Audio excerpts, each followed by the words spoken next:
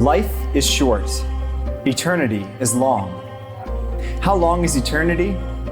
Imagine that once every 1,000 years, a bird flew past Mount Everest and took a single grain of dust from the top of the mountain.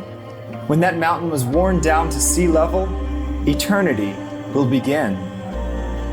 You know, we often live this life as if this life was all that matters. But the truth is that you and me and every single person walking on this earth is someday going to die.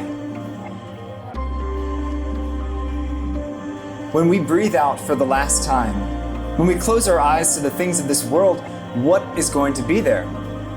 Well, our faith tells us that for those who love God, there's going to be joy unimaginable.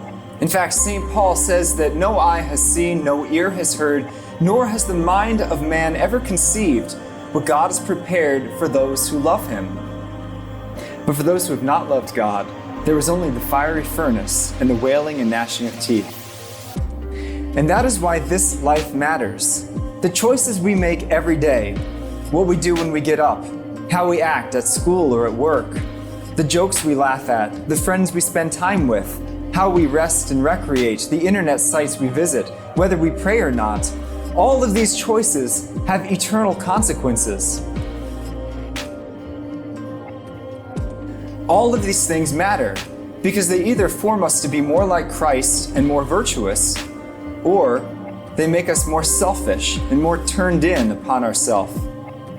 My friends, this life matters because it's a life that's lived for eternity.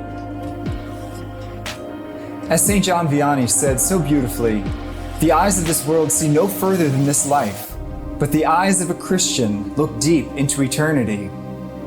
Let us live this life wisely, because the things all around us are passing away.